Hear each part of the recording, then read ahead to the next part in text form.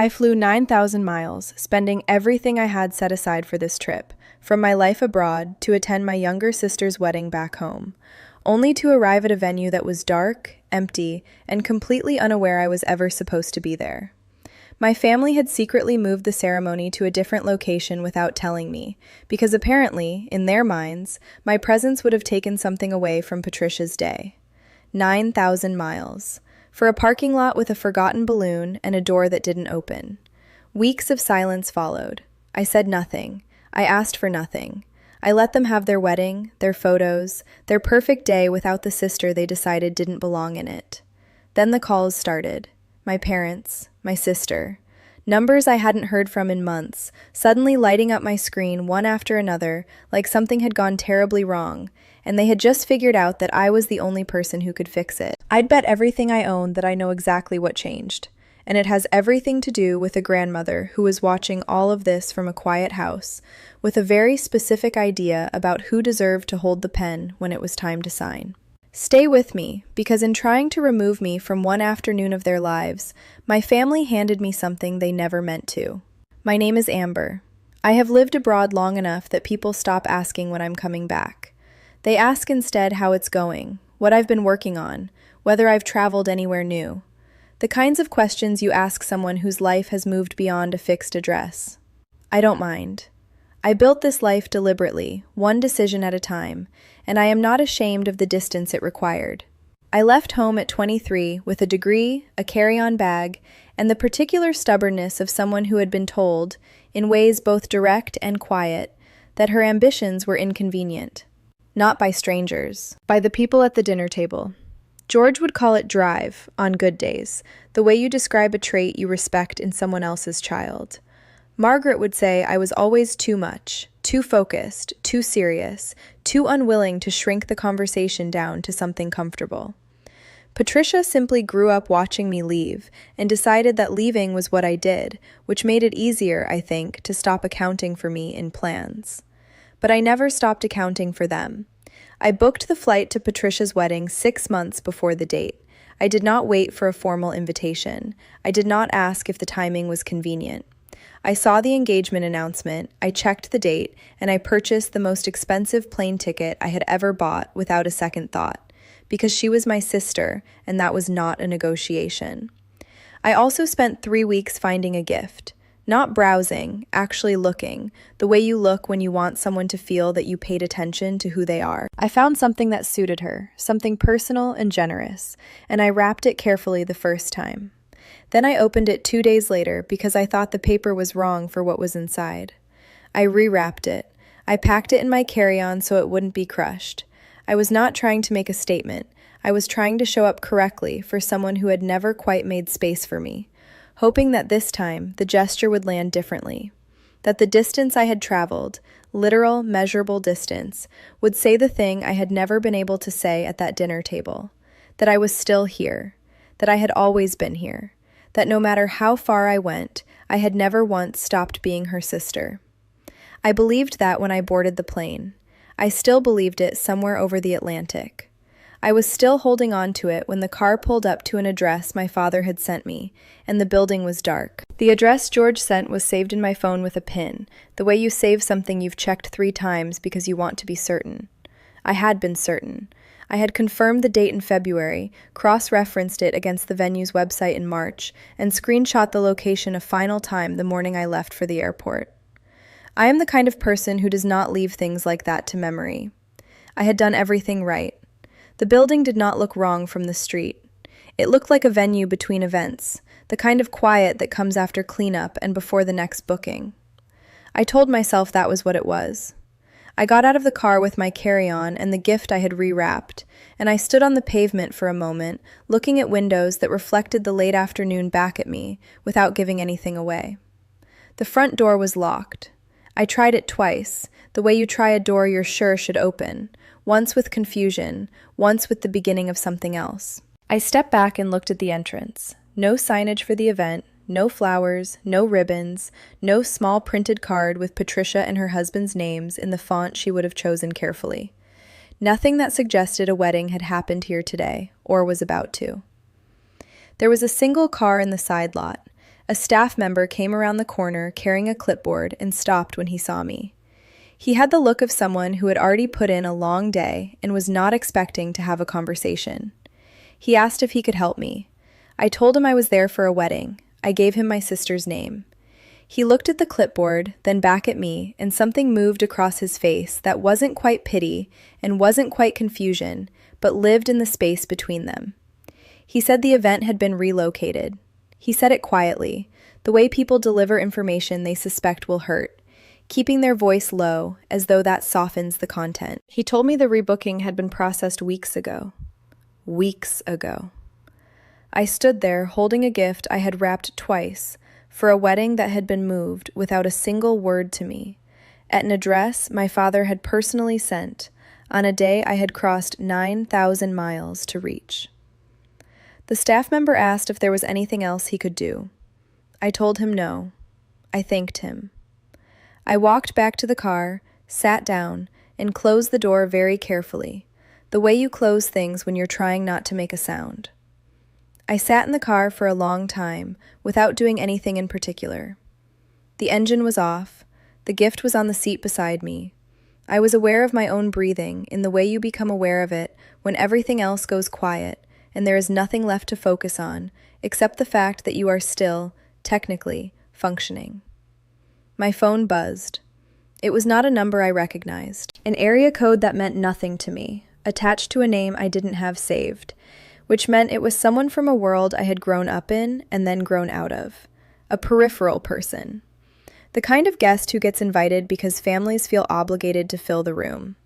Someone who knew my name without knowing my life. The message was a photo. I looked at it for longer than I needed to in order to understand it. The venue was warm, candlelight, white florals, round tables dressed in linen. Patricia was standing near the front in a dress I had never seen, which made sense because no one had shown it to me, and she was laughing at something just outside the frame. She looked beautiful. She looked genuinely happy. George was at the head table with his jacket still buttoned, holding a glass and wearing the expression he reserves for occasions he considers a personal achievement. Margaret was beside him with her hand on the tablecloth and her posture composed in the way it gets when she wants to be photographed looking gracious. It was a real wedding, a full room, a family celebrating.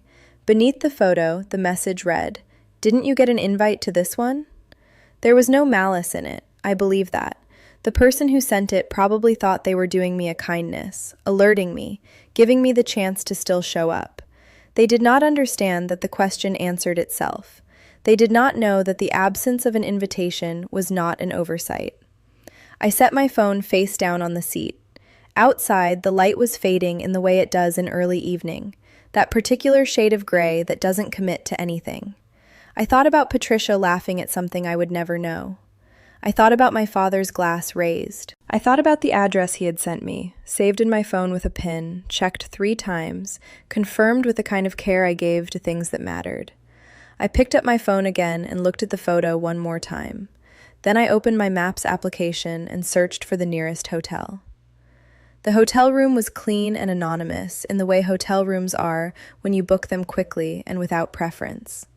I had asked for something near the venue out of habit, and only realized the irony of that once I was already inside with my carry-on by the door and the gift on the desk and the curtains drawn against a city that had no idea I was in it. I ordered room service because I thought I should eat. When it arrived, I lifted the cover, looked at it, and put the cover back. I sat on the edge of the bed instead and did the thing people do when they don't know what to do with their hands. I picked up my phone, turned it over, set it down, picked it up again. The battery was at 11%. I did not plug it in. The thought of driving to the reception crossed my mind more than once. I want to be honest about that. I knew the general area from the photo. I could have found it. I could have walked into that warm room with the candles and the white florals and stood in the doorway long enough to make the moment impossible to ignore. I could have watched George's expression change. I could have let Margaret's composure slip just slightly at the edges. I could have handed Patricia her gift in front of every person she had chosen to invite and said nothing, and let the silence do the work. I thought about it seriously. I sat with it the way you sit with a decision that has a real pull to it, that offers something immediate and satisfying and entirely understandable given the circumstances. And then I let it go. Not because I was the bigger person in some performance of restraint, but because walking into that reception would have made me the disruption they always said I was. It would have given George and Margaret the version of the story they had already written. Amber who couldn't let anything belong to someone else. Amber who made it about herself. Amber who flew 9,000 miles just to prove a point. I would have handed them the ending they wanted. I was not going to hand them anything. I lay back on the hotel bed and looked at the ceiling and understood, quietly and without drama, that the story was not over. It had simply moved. The chapter I had flown here to participate in had closed without me, and that was a real loss, and I let it be a loss. But I was still in the book, and I was the one holding the pen. My grandmother lives 40 minutes outside the city, in a house that has looked the same for as long as I have been alive. The shutters are white. There is a ceramic pot by the front step that she replants every season without fail. The inside smells like the particular combination of wood smoke and something baking that I have never been able to separate into its components, only receive all at once as a single sense memory that means safety. I had not told anyone I was coming. I drove there the morning after the hotel, before I had made any decisions about my flight home, before I had answered a single message or acknowledged the photo, or done anything except sleep badly and leave the room service untouched on the cart outside my door. She opened the door before I knocked. She looked at me the way she has always looked at me, like she is reading something slightly behind my eyes, something I haven't said yet, but I'm about to. She stepped back to let me in without making a production of my arrival, without the exclamations and the fuss that Margaret deploys as a substitute for actual attention. She simply made room and let me enter. We sat at her kitchen table with tea I didn't ask for but accepted, and I told her what happened. Not the emotional version, the factual one. The address, the dark windows, the staff member with the clipboard, the photo from a stranger. I told it plainly because she is a person who receives plain things well, who does not require suffering to be performed in order to take it seriously. She listened without interrupting. When I finished, she was quiet for a moment, her hands around her mug, looking at the table between us with an expression I recognized as thinking rather than feeling. Then she said she was not surprised. She said it without bitterness, which was somehow worse than bitterness would have been. It meant she had been watching this accumulate for years and had already arrived at her conclusions long before I arrived at her door. She told me she had been doing some thinking of her own, that there were things she had been meaning to put in order, and that my being here had clarified something she had been circling for a while. She did not explain further that morning. She refilled my tea and asked about my work and let the conversation move the way conversations move in her house. Slowly, without urgency, as though time there operates by different rules. But she had said what she said, and I had heard it. I stayed 2 nights at my grandmother's house. She did not ask me to, and I did not announce it. I simply did not leave, and she did not suggest that I should, and by the second morning it had become its own quiet arrangement.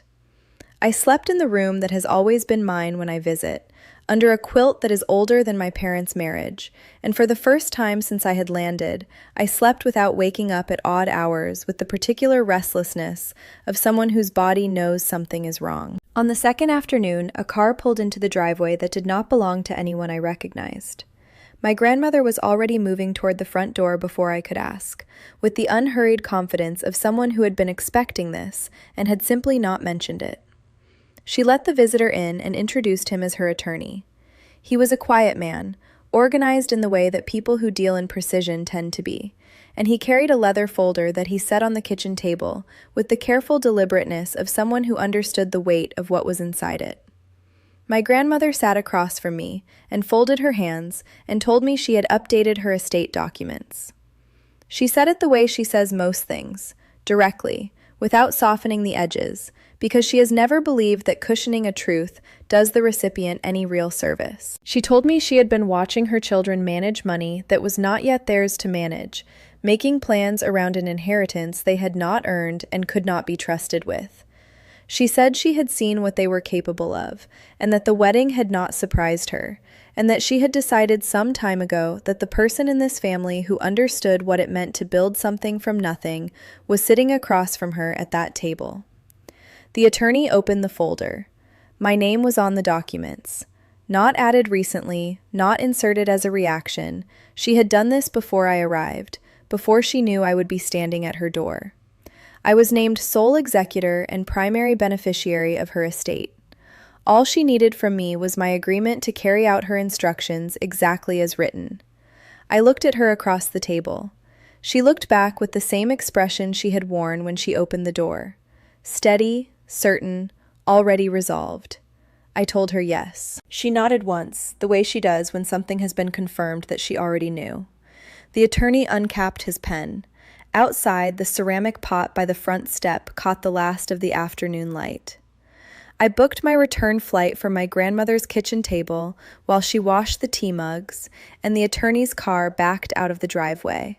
I did not book it with the heavy urgency of someone fleeing. I booked it the way I book most things, practically, without ceremony, choosing the most sensible option and confirming it before I could second-guess the timing. I hugged her at the door longer than usual. She patted my arm twice, which is her version of saying everything that doesn't need to be said out loud, and told me to eat properly on the plane. I told her I would. We both knew I probably wouldn't. I did not contact George or Margaret before I left. I did not send a message explaining that I had been in the city, that I had stood outside the venue they had emptied for me, that I had spent a night in a hotel room with untouched food and a dying phone. I did not give them the opportunity to construct a response. There was nothing they could have said that would have functioned as an explanation rather than a performance, and I was no longer interested in performances. Patricia had sent a message 2 days after the wedding. It was the kind of message that takes longer to compose than it appears to, carefully casual, the tone of someone who wants to seem as though nothing particular has happened. She said she hoped I was doing well, and that she was sorry we hadn't connected, and that she'd love to catch up soon. There was no acknowledgement of the venue, no acknowledgement of the address her father had sent me. Just the smooth surface of someone who had decided that omission was the same as innocence. I read it once. I did not reply. I flew home and returned to my life with the focused quietness of someone who has been given a great deal to think about and has chosen to think about it through work rather than conversation. I took meetings, I met deadlines, I had dinners with people who knew me as I was now rather than as I had been, and I did not bring up my family because there was nothing about them that required an audience. The documents existed, my grandmother existed, the agreement we had made at that kitchen table existed. None of that required me to speak, so I didn't. I waited with the particular patience of someone who understands that certain things unfold on their own schedule, and that the only thing required of her in the meantime was to remain exactly who she had always been. My grandmother passed on a Tuesday morning, which somehow felt appropriate for her. Not a weekend, not a holiday, not a day anyone had marked on a calendar for other reasons. A Tuesday. Quiet, unremarkable from the outside, the kind of day that asks nothing of you until it does. Her housekeeper called me first, as my grandmother had instructed, and I sat with the news for a few minutes before I did anything else. I did not cry immediately. I felt something large and shapeless move through me and then settle, the way grief does when it has been anticipated but arrives with full weight regardless. I called the attorney. He told me the process would begin within the week. I did not call George. I did not call Margaret. I did not reach out to Patricia. There was no legal obligation requiring me to notify them personally, and my grandmother's instructions have been precise about the sequence of events and who was responsible for initiating what. My responsibility was to the documents. I carried it accordingly. What I know of what followed, I know partly from the attorney and partly from the particular texture of what came next. The family had their own legal representation, a firm George had apparently been in contact with for some time, which suggested a level of anticipation that I found clarifying rather than surprising. They made their calls. They requested confirmation of the estate's status. They expected, I imagine, to hear their names read back to them in the order they had always assumed. Instead, they were told that the estate had an executor, that all inquiries should be directed to the executor, that the executor would be in touch according to the timeline outlined in the documents. They asked for the executor's name. I have tried to imagine the moment they heard it. Not with satisfaction exactly, something quieter than that, something more like the feeling of a long equation finally resolving into a number that was always going to be what it is. They had moved a wedding to a secret location to keep me out of a single afternoon. They had coordinated across time zones to make sure I would arrive at an empty building with a pin in my phone and a gift I had wrapped twice. They had made a calculation about who I was and what I was worth to this family, and they had acted on it without hesitation. And somewhere in the middle of all of that, my grandmother had been watching, and writing, and signing her name on documents that said mine. They were told to contact Amber Brown. I was already at my desk when the first call came in. George called 7 times between 2 and 5 in the afternoon. I know the exact count because my phone logged them in a neat column, each one separated by minutes that grew slightly shorter as the afternoon progressed, which told me something about the state he was in without requiring me to answer. I let them go to voicemail. I did not listen to the voicemails. I went back to what I was working on, and I finished it. Margaret called once. She left a message that I did listen to, because something in me needed to hear what it sounded like when the architecture of her composure finally met something it couldn't organize into dignity. She began the way she begins most things, measured, with the tone of someone accustomed to setting the register of a conversation before anyone else can. She said my name. She said she thought we should speak. She said there seemed to be some confusion about the estate, and she was certain it could be resolved if we approached it like adults. By the 90-second mark, her voice had changed. Not broken. Margaret does not break in ways she cannot later deny, but shifted, the way a structure shifts before it shows the crack. She said she hoped I understood what was at stake for the family. She said certain financial commitments had been made in anticipation of. She stopped herself, started again, said she hoped I would do the right thing. I deleted the message. Patricia's message was text. It arrived that evening, long enough that she had clearly drafted it somewhere before sending, short enough that she had edited out whatever she originally wanted to say. It began with, "I'm sorry." 2 words that might have meant something once, delivered now as an entry point rather than an admission. The kind of apology that exists to open a door, rather than to account for what happened behind the last one. The message moved through several careful sentences and ended with, "We need to talk about the money." I read it to the end. I set my phone face down on the desk. Outside my window, the sky had gone the particular gray of early evening, that non-committal shade that doesn't announce itself as anything, that simply arrives and sits.